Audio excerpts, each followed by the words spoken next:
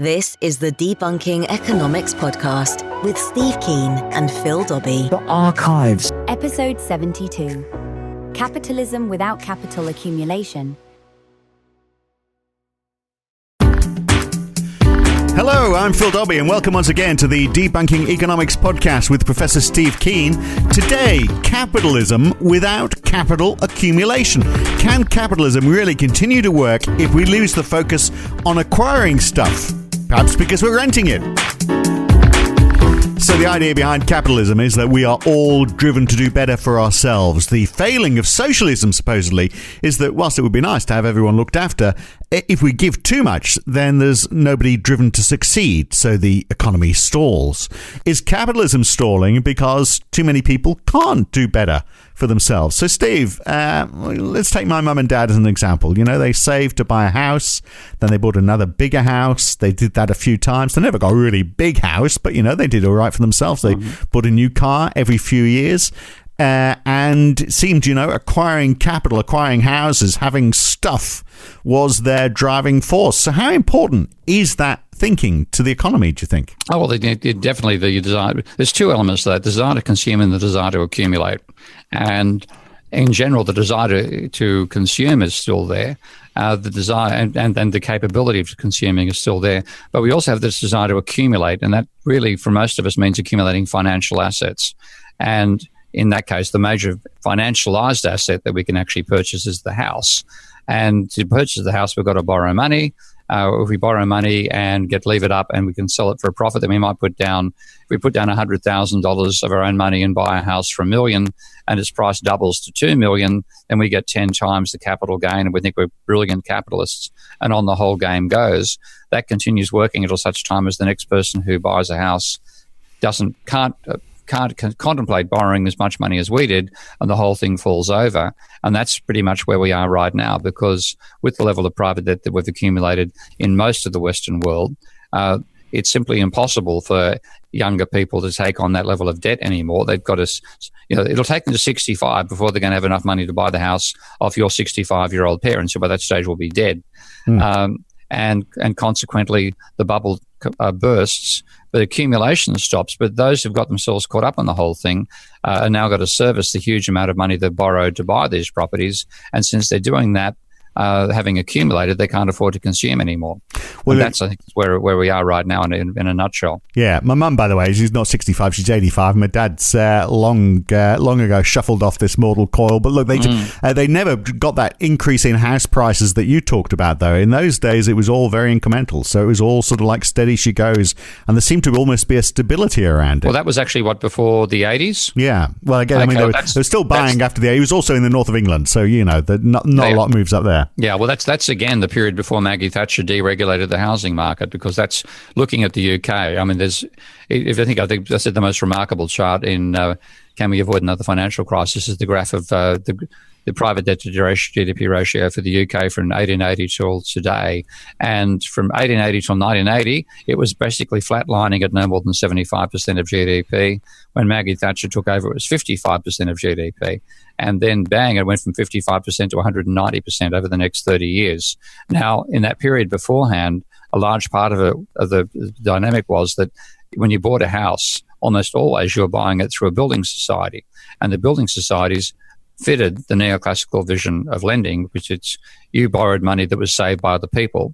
And when you were using that money to buy your own house, they couldn't spend their own money. So it was a cooperative venture. But it meant that house prices weren't inflated. And therefore, across that period of time, there wasn't much capital appreciation. Now, of course, for the last 30 years, there's been nothing but capital appreciation. And now we're stuck in the aftermath where the only thing keeping the capital appreciation going is QE. So the two things that you talked about then, so we've still got that ability to buy stuff. We've still got that ability to consume. But this ability to acquire stuff is not so easy. And of course, the reason we were doing it, obviously, was for security. We felt more secure. So how's that going to influence behavior, consumption behavior, for example? If we feel like we can't acquire, not only do we feel like we can't acquire, we actually physically can't acquire because we don't have enough money, because we're racked in debt from our university fees, for example.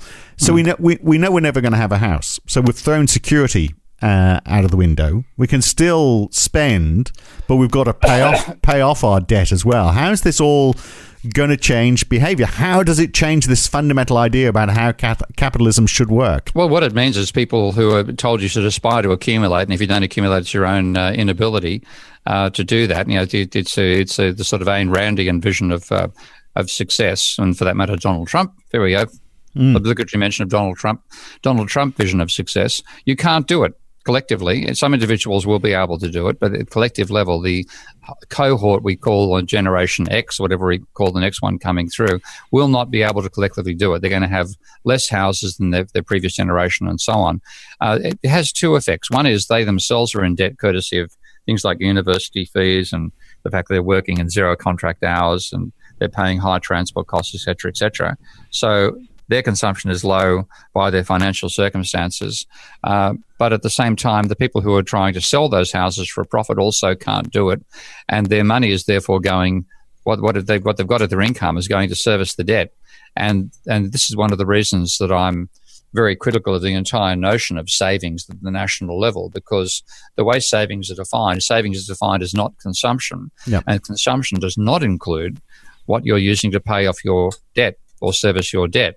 So when they talk about a high savings rate, which looks really good, what they're often talking about is the gap between income and consumption is extremely large, and that gap is being covered by financing our debt, both paying off what we can of the principal and servicing the interest. And there's no savings really going on at all. There's no increase in bank accounts. And it's also money pulled out of the economy, of course, because we're not spending it on stuff. Yeah. Well, this is the thing. But once you, and this is again why the neoclassicals get it wrong, because their vision is the building society type vision. When you pay in a building society, back in the days when your mum and dad were buying properties, in the building society world, if you paid your debt off, then the money inside the building society level would rise, and therefore the people who had the accounts there could take money out or spend it, and you would have more economic activity. So a decline in activity by the person who's paying their debt off was matched by a rise in activity by those who got the money paid back. And there's a seesaw effect. But in the real world, where banks create money, and now the post-Maggie Thatcher world as well, where building society is no longer the way people buy houses, they buy it with bank loans instead. When you pay that bank loan off, you're actually destroying money.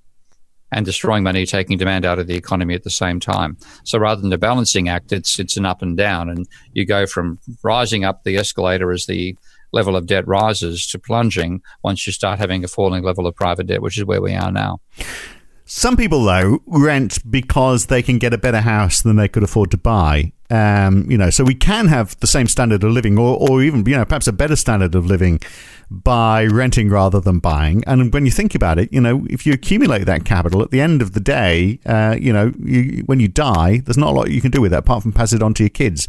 And we've talked in the past about how passing too much onto your kids is, if that keeps on happening from generation to generation, then that just increases the income divide in a country. So that's not a good thing. So actually, could it be better that we all rent rather than own, rather than having this desire to accumulate capital? Well, that's the basis of the German system. And I've forgotten who I was talking to. You think you may have mentioned it to me, but a colleague who was buying a property somewhere in rural Germany, and the local mayor said, no, that's the person who's selling houses asking too high a price. We'll go and talk to him and tell him to drop his price by 20%, which is what they did. And the rental situation, the rental contracts in Germany normally require the tenant to supply the kitchen, not the kitchen knives and forks, the kitchen. And people, therefore, when they rent for maybe 10, 15, 20 years. They have complete effective ownership of the place. The rents are therefore quite low, and so are house prices. Now, the dilemma we have for the UK and all the Western countries that got caught up in housing bubbles is that even though rents don't move as much as house prices do, they have increased a fair bit. And therefore, we're paying either a large amount of money to a landlord who's levered to the hilt, or we're paying a large amount to the bank and we're levered to the hilt. And therefore, in that situation, there's less investment, there's less consumption as well. There's more debt service, and consequently, you have a stagnant economy rather than the growing one.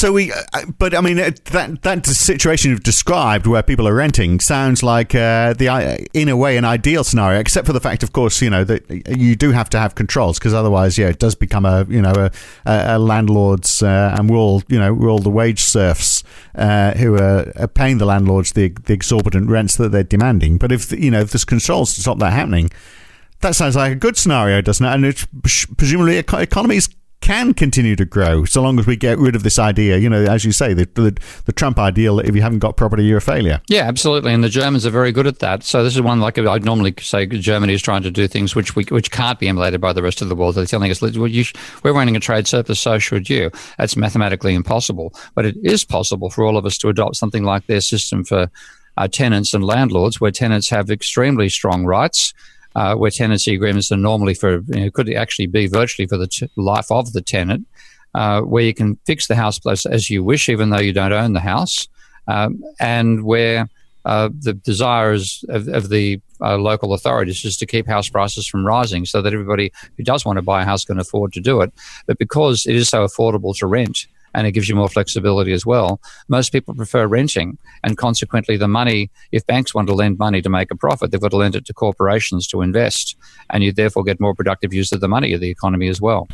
Wow, that sounds like and all we've got to do is change the regulations around how houses are rented out so it's more favourable for the rentor. That's basically the argument. But, because there's so much political capital tied up in people turning houses into so-called investments, the political fight against that is enormous. Right. So that in terms of it actually happening, I think we've got to rely upon the millennials getting to the stage where they say, we're the majority, we couldn't give a stuff about your house prices, we're going to bring in laws that bring them down. If it crashes the economy, so be it. I've got a feeling that's the sort of future we face, rather than a sensible return to something like the German situation. Well, are you listening, Jeremy Corbyn? There's your manifesto for the next election, if ever there was one. Hey, look, there's another side to this as well, though. Capitalism, used to invest money in manufacturing. That was very easy to understand, wasn't it? You invested, you made stuff, people bought that stuff, and the world went round. Now lots of money is spent on, intangible assets, companies with brands, software. Have we got a grip on how the economy is driven by things that we don't necessarily touch and see? Is that influencing how capitalism works? It is to some extent. But, because there's so much going into information technology, my main point about that is that I think we are moving further and further to the world in which we don't need labour to produce most output. And in fact, right now, people talk about, I'm working hard, I'm working my backside off. You're working at a job, 90% of you, which produces no output. Okay, so fundamentally, what you're doing is a leisure activity. This is the way that David Graeber describes it in his new book coming out, I think, in April of next year, Bullshit Jobs. Yep. He said most of us work at bullshit jobs, which don't contribute to production. In fact, they absorb part of the surplus generated by other people doing non-bullshit jobs. And in the future, even the bullshit jobs are going to disappear because we can get the bullshit to be done by a computer quite adequately. Thanks very much. And I don't know. I don't think computers are going to be able to hold those lengthy meetings and get involved in all the backbiting that goes on in big companies. My wife actually came up with the classic phrase, and I might have used this on the podcast before. Yeah. She described the world of work as daycare for adults. And I think that is pretty much what it is very often. Spot on. That's what it amounts to. And we've got to realize that what we're doing and start actually thinking, forget about work, let's party and let the machines do the work. But that the danger is that since we don't even realize where the wealth comes from now, we might end up in the Hunger Games situation where only the wealthy get a chance to party and the rest of us get shot fighting with each other. All right. Okay. Well, look, in summary today then, the idea of capitalism, this idea that we need to acquire for capitalism to work, is just wrong, and we've just got to shift our attitude, and it can happen. Well, another point I want to talk about at some point is how can we all accumulate financial assets at once? What is the preconditions for that being possible? And the answer of that is that the only precondition that works is the government's got to spend more than it takes back in taxation, which turns upside down people's arguments about fiscal responsibility. But that's one for another discussion, I think. All right, a good one to follow up on. Okay, Steve, thank you. Welcome, mate.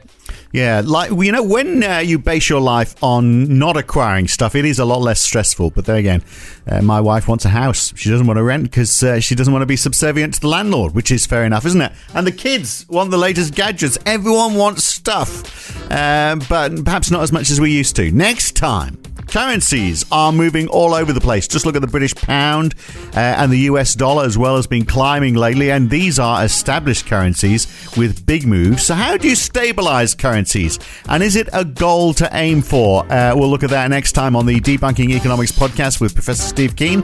I'm Phil Dobbie. Thanks for listening. I'll see you then.